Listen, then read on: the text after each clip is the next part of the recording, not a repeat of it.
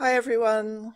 First of all, thank you so very much for the very kind and supportive comments you left after my last video about a certain internet bully who can't take what he dishes out. I didn't react or respond to any of them because there were so many posted so quickly, but I did read every single one of them and I really appreciate them. Now, after that, I wanted to do something easy. I did react to an awful video by Steve Shives once before. That one was when he tried but failed miserably to justify letting trans-identifying men in general and the swimmer Lia Thomas in particular compete in women's sport. But in spite of his abysmal failure at that, he remains a very popular YouTuber with over 170,000 subscribers. So I took a look at his channel, and one video that leapt out at me is called "Not Everything Should Be Up for Debate." Well, actually, yes, everything should be up for debate, and that's it. Thanks for watching. No, seriously, when I first hit peak trans back in 2017, obviously I saw people saying this repeatedly. I mean, trans women are women, no debate, and I still see them saying it. And I've always thought, how can you be so silly? How can you possibly say that and expect to be taken seriously? In a free society, people can debate whatever they like. You can attempt, and obviously, if you are of a tyrannical and entitled mindset, this will come as a shock to you, but you can attempt to change people's minds by entering into debate and putting forth arguments. But even if you're not of a mind to do that, you can't stop anyone else debating. But by God, they don't have to try, don't they? And judging by the 2 to 3 videos of his that I've seen, that is essentially Steve Shives' position. Trans, blah, blah, blah, blah, blah, what I say goes, no debate. I was listening to King Critical reviewing Steve Shives' advice on trans kids, and in that video, while Shives was ranting away, he posed a question. What does a trans person living their life have to do with you? What does that tell us about how Shives lives his life? Well, what it tells me is that he pontificates on this subject without actually listening to the people who disagree with him. Because if he did, he would know the answer to that question. What is the point even of asking that question if you're not interested in the answer? It obviously doesn't occur to him that he could be one of the baddies. But he is. There is nothing progressive about gender ideology. It is regressive. It reinforces regressive stereotypes. And all of us who are fighting back, whether from a feminist, a left-wing or liberal, progressive, skeptical and secular perspective, have listened to the other side and arrived at our conclusions. But those on the other side are not listening to us. They're doing what Shives does and misrepresenting our position and calling it bigoted, abhorrent, deranged, paranoid horseshit. Charmed, I'm sure. To underline this closed-mindedness, I'm going to start by showing an extract from towards the end of his video. If you've ever watched my videos and you look through the comment section and you notice that maybe my comment section isn't quite as deranged and isn't quite as much of a fucking shit show as a lot of other people's comments, that's because I hold my comments for review. And when someone leaves a comment that is one of those types of comments, or is the kind of comment where they're obviously just trolling or showing up to try and start shit or try to derail things, I delete those comments and I block those people so they can't comment anymore. He is, of course, free to run his channel as he likes, but it's interesting that he seems to see only 2 alternatives: delete and ban, or approve and bask in the sycophantic appreciation he gets. There is another option, which is approve the comment and ignore it. You don't have to respond to the commenter, but other people might want to. Why is that a problem? Are you afraid that the commenters you like because they agree with you will be persuaded by those who don't agree with you? And to give an example of the kind of comment he would call deranged, just trolling, or what was it? Trying to start shit. Here is a comment I left below his video about a week ago. I said, you don't have to engage with commenters you don't agree with, but other people might like to. Instead of spending time checking every comment, why not let them all through and just ignore them? So deranged, right? That comment never saw the light of day, and nor did a couple of other comments I left politely disagreeing with people who were agreeing with him. It seems he really can't cope with any degree of dissent. Poor man. Anyway, that's how he concluded his video. So let's now go back to the beginning, to the very first minute, in which he starts to make his argument that not everything should be up for debate. The thing about debating someone is, when you have a debate, it's implicit that both sides of the debate represent valid points of view, and both sides of the debate deserve to be taken seriously. Right. As for the conceivable problems with debates, well, let's think of some. I would have thought the most obvious one, and this is especially true in oral debates, is that debaters can lie. Even in like the classic formal debate forum where they follow specific rules and conventions, people can lie. Or to put it more charitably, they can make claims without providing an iota of evidence to support them, and even when the evidence that contradicts those claims is readily available outside of the debating chamber. Take, for example, the debate involving Kathleen Stock at the Cambridge Union that I talked about in a previous video, in which this man, and the hatred perpetuated by certain people in this room should be a damning indictment on them, told lie after lie after lie in order to try to attack Kathleen's character rather than address the motion. And that brings up another problem, which is that people can be asked to debate something very specific, but they don't. They will use the time allotted to them to make some other point that they really want to make. They will use red herrings. They will attack straw men. Politicians are particularly good at that, especially in TV debates, I've noticed. And then there is the Gish Gallop technique, which involves, quote, overwhelming your opponent with as many arguments as possible, with no regard for the accuracy, validity or relevance of those arguments. Which is exactly what Forrest Valkai does in his video on sex and gender that I reacted to, but a few people objected that I called his video a Gish Gallop, saying that he's not taking part in a debate.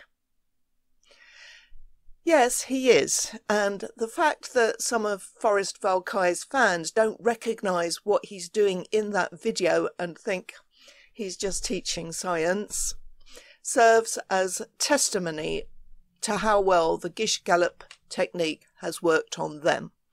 But a debate occurs when people express views and make arguments that are in opposition to other people's views and arguments on a specific topic. Everyone who makes a video or writes a blog post on this very controversial subject of transgenderism is taking part in the debate that is happening all over the world.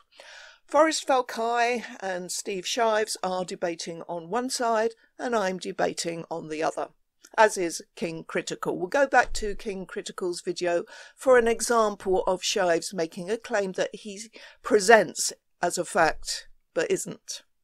The current conservative obsession with oppressing, harassing, and erasing trans people, which has infected not only the culture of my country, the United States, but also the UK, as well as many other parts of the world, is completely out of line with the current medical and scientific consensus on the subjects of sex and gender and how trans people ought to be treated.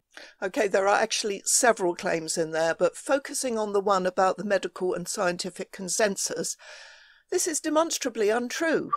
He makes no attempt to back it up. He could say the same in a live face-to-face debate, even a formal one, or especially a formal debate like the one at the Cambridge Union. Who's to stop him?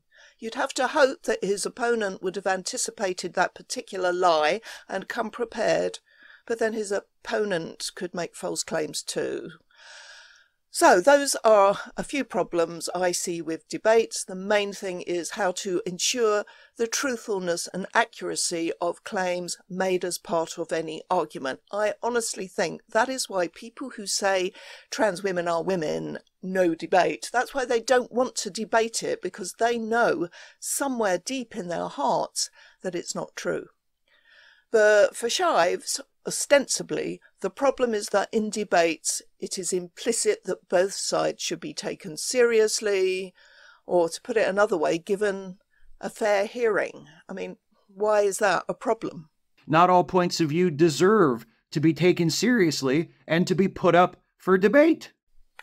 Okay, I certainly agree that not all points of view deserve to be taken seriously. I remember once while I was working at the British Humanist Association, this is going back about 20 years or so, and I took a phone call from a TV producer asking, in all seriousness, if one of our group of humanist philosophers, these were accomplished academics working in universities, would one of them like to take part in a TV debate about horoscopes. No doubt they would be getting a professional horoscopes person or two. What are they called? Astrologers. To speak in favour of the motion, but it would mostly be a studio filled with ordinary members of the public. I said I wouldn't dream of insulting any of our philosophers by even asking them, and ended the call. But I don't see it as a problem if other people want to spend their time debating astrology, and if someone is prepared to take on the challenge of trying to persuade the most gullible people alive, I mean, apart from trans ideologues, obviously, that whatever the stars and planets are doing has no influence on what's going to happen in your personal life and relationships, good luck to them. At the end of the day, there is always going to be more chance that your horoscope will say something that turns out to be true than that a man can become a woman, or the other way round. What brought that to mind was seeing Steve Shives in his NASA hat, which almost makes him look like someone who takes science seriously when his penchant for gender insanity reveals otherwise. So, is that the kind of thing you're talking about that isn't worth debating, Shives? Horoscopes? The existence of ghosts, perhaps? Reflexology? Just to pick an example, just completely off the top of my head, human rights. Human rights? Oh, you mean like the right to life and liberty, freedom from slavery and torture? Their right gender pronoun. Shives tells how he made a separate video that he seems to think is relevant, showing what he calls a little satirical comedy skit, which I watched for 7 minutes of my life that I won't get back. Basically, he plays both a liberal teacher and a stereotypical conservative redneck parent. His acting wasn't bad, but when it comes to comedy writing, I prefer that Irish bloke whose life the human rights activists have been trying to ruin. The most striking thing was that in the teacher role, Shives looks rather like Matt Walsh. Could they perhaps be blood brothers? Separated at birth?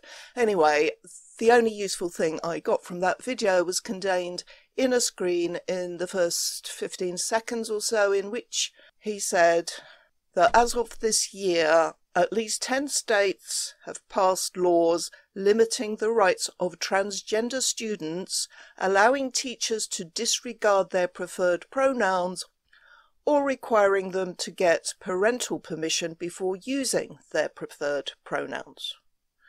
What's his objection to that? I mean, compared to being deprived of life and liberty, being enslaved and or tortured, compared to stuff like that, not being allowed to compel other people to go along with your fantasy while you're still at school, at least not without the permission of those who brought you into the world and continue to feed, clothe and put a roof over your head, well, it doesn't really seem in the same league. Let's hear his argument. If a student asks to be referred to using gendered pronouns other than the gender they were assigned at birth, then the teacher can't just do it, can't just affirm the student's gender identity. The student has to run it by the parents or inform the parents first. And there are all kinds of reasons why that's a really fucked up requirement to put on teachers. All kinds of reasons, really. What are they? And to put on students who may be in a vulnerable position at home, because not all parents are supportive of trans kids, and they might react very aggressively and hostilely if they find out that their child has requested this, or that their child is attempting to transition or come out or whatever. You know, it's just a bad idea. That's it. It's just a bad idea. It's a much better idea that teachers should be forced to go along with a falsehood, a culture-bound phenomenon that is being spread like wildfire by social contagion, and that can lead to catastrophic consequences and regret for a young person. It's a better idea to do that because if they tell the kids' parents, the parents might get angry. And heaven forfend that parents should get angry when their kids do something stupid and potentially harmful to themselves. Heaven forfend that parents be alerted and given the opportunity to help their kid or get help for them in cases of genuine distress about their sex. It's got me thinking. You should stop thinking, man. You're really not very good at it. People who would otherwise be supportive of trans people, they approach the issue very, very cautiously. Right. Those would be the people who want to be kind, but who are perhaps thinking that it's a bit strange that an unprecedented number of teenagers are now claiming to be transgender, that it might possibly be better not to immediately indulge them, but to wait and see if it's a phase they'll grow out of, because, you know, kids do grow out of phases. Not all of them, admittedly, but you don't see that many 65-year-old punk rockers, and it is now known that affirming their claimed identity often reinforces it and keeps them on that trajectory. He's talking about the people who might think that putting kids who may have mental health problems on cross-sex hormones with known serious side effects might be just a tad unethical. They may be people who think, well, if that were my child, how would I want other people to react to their sudden announcement that they're transgender? Those people approach the issue very cautiously because they're responsible, thinking people. If you weren't so close-minded, you could learn something from them, Shives. They tiptoe up to it, and they don't want to upset the right-wing, bigoted, transphobic parents in their community. Okay, this is the point at which it dawns on me rather belatedly, I'll admit, that Shives is not only a bellend, but he has somehow managed to delude himself into believing that transgender is like gay, part of natural human diversity. I don't know if he's made any videos explaining why he thinks that and how he justifies his belief. If anyone knows if he's ever actually explained this in a video, let me know which one, because I'd like to take a look. But he is saying that if a child says they are transgender, then the child is right. The possibility that the child might be way off the mark is something he simply won't allow for, because children are always right, aren't they? And if the parents are sceptical or concerned, they're right-wing, they're bigots, they're transphobes. In fact, it's worse. All you people who want the legal right to abuse your children. What? And deny their personhood, and deny their agency, and deny their identity. Not their identity. And deny them the simple basic right of being called by their right name and referred to by their right gender pronouns or whatever they want. No, nobody wants a legal right to abuse their children. Dickhead. What they might want is the legal right to stop other people who are only employed to teach their children indulging them in a delusion that is potentially harmful. And maybe they want to preclude the possibility that their kids will ever come to feel about them as this young man who thinks his parents deserve life imprisonment without parole for allowing him to transition. There are so many kids who now regret their transition. This should be a wake-up call for people like Shives, who have so completely and unthinkingly bought into gender lunacy, but who are too busy shouting over other people who know better than he does. What a mistake it was the first time a parent stood up and expressed some transphobic or homophobic or xenophobic or otherwise bigoted, abhorrent, deranged, paranoid horseshit. And they were listened to, instead of having someone interrupt them and say, sit down and shut the fuck up. When Shives says something shouldn't be debated, what he actually means is, I am going along with the absurdity that so-called trans women are women and trans men are men because it's safer for me to do so. I've even managed to convince myself it's true, but I can't make a coherent argument for that position, so everyone who disagrees with me needs to shut the F up. Sorry, mate, not happening. Thanks for watching. Bye.